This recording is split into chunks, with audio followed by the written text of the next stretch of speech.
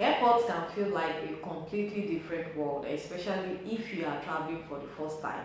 You arrive at the airport excited about your trip, right? But suddenly you start hearing unfamiliar words everywhere. Something like proceed to check-in, your gate has changed, boarding will begin shortly, please proceed to immigration. If you have never traveled before, these announcements can sound confusing or even intimidating. Many first-time travelers from Nigeria share the same fear. What if I get to the airport and I don't understand what is going on? The truth is, the airports have their own language, a set of terms used all over the world to help millions of passengers move smoothly through flights every day. Once you understand these terms, navigating the airports becomes much easier. So in this video, we are going to break down important airport terms every first-time traveler should know. Whether you are traveling for school, tourism, relocation, or visiting family abroad, this guide will help you understand what happens from the moment you enter the airport until you land at your destination. Let's start from the very beginning. The first one is terminal. The terminal is the main airport building where passengers arrive before boarding their flights. Large airports often have multiple terminals. For example, some airports may have Terminal 1, Terminal 2, Terminal 3. Each terminal serves different airlines or different types of flights. In Nigeria, the international terminal at Muritala Mohammed International Airport is where international passengers depart and arrive. If your ticket says Terminal 2, it means you must go to that specific building. Going to the wrong terminal can make you miss your flight. Always check your ticket carefully. Second thing is check-in. Check-in is the first official process you complete at the airport. This is where airlines confirm that you are on the flight. At the check-in counter, you will show your passport, show your visa if required, submit your luggage, receive your boarding pass. Some airlines also allow online check-in, which means you can check in using your phone before arriving at the airport. However, if you have luggage to drop, you will still need to go to the counter. And the third thing is boarding pass. Your boarding pass is one of the most important documents during your journey. Think of it as entry ticket to the plane. It contains key information such as passenger name, flight number, departure time, gate number, seat number. Without a boarding pass, you cannot board your flights. Some boarding passes are printed at the airport, while others are digital and saved on your phone. Always keep it safe. The fourth thing is baggage allowance. Every airline has rules about how much luggage you can carry. This is called baggage allowance. There are two types. Checked baggage. These are larger suitcases that go into the aircraft cargo hold. Carry-on baggage. This is the small bag you take with you into the plane cabin. Airlines usually allow one carry-on bag, one personal items like handbag or laptop bag. If your luggage exceeds the allowed weight, you may have to pay extra baggage fees. And the fifth thing is security check. After check-in, the next step is security screening. Airport security checks passengers and luggage to ensure safety. During security checks, bags go through an X-ray scanner. You may walk through a metal detector. Security officers may inspect your belongings. Certain items are restricted in your carry-on bag, your carry-on luggage, including sharp objects, large liquid containers, dangerous items.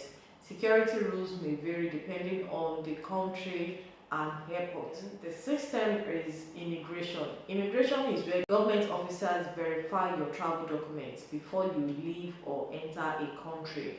Officers will check your passport, your visa, your travel purpose. They may also ask questions such as, why are you traveling? Where will you stay? How long will you remain in the country? Answer clearly and honestly. This process helps countries track who enters and leaves their border. And the seventh thing is departure hall. Once you pass security and immigration, you enter the departure hall. This is the area where passengers wait before boarding their flights. Here you will usually find waiting lounges, restaurants, duty-free shops, airline service desks. Your boarding gate will also be located in this area. And the eighth thing is boarding gate. The boarding gate is the specific place where passengers enter the aircraft. Each flight has a designated gate. For example, your boarding pass may say gate 15, gate B7, gate C22. Airports usually display gate information on electronic screens throughout the terminal. Flights may sometimes change gates, so always pay attention to announcements. And the ninth thing is boarding. Boarding is the process of passenger entering the aircraft. Airlines usually board passengers in groups such as priority passengers, families with children, economy passengers. When your group is called, you proceed to the gate and present your boarding pass.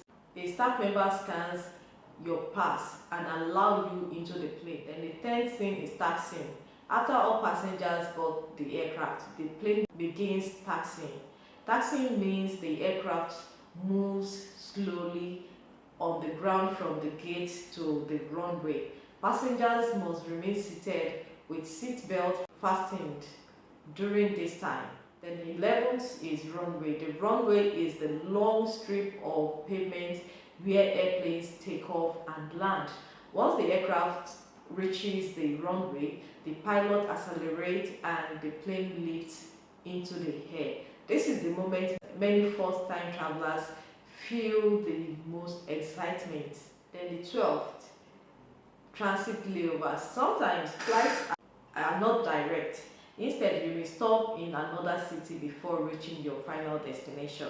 This is called a layover or transit. For example, a traveler flying from Lagos to Canada might stop in London first. During layover, you remain inside the airport. You wait for your next flight. Sometimes you pass through security again. Always check the time between connecting flights. The 13th thing is arrival hall. After landing and exiting the plane, passengers proceed to the arrival hall. This is where arriving travelers complete entry procedures. The arrival hall usually includes immigration counters, baggage claim area, custom checks. Fourth thing is baggage claim. At baggage claim, passengers collect their checked luggage. Suitcases arrive on a moving conveyor belt, also called a baggage carousel. Each flight has a specific belt number displayed on screens. Wait until you see your luggage before leaving. And the 15th thing is customs. Custom officers inspect goods entering a country. Some items must be declared, such as large amounts of money, certain food products, commercial goods.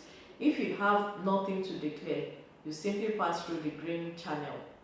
If you have items to declare, you go through the red channel.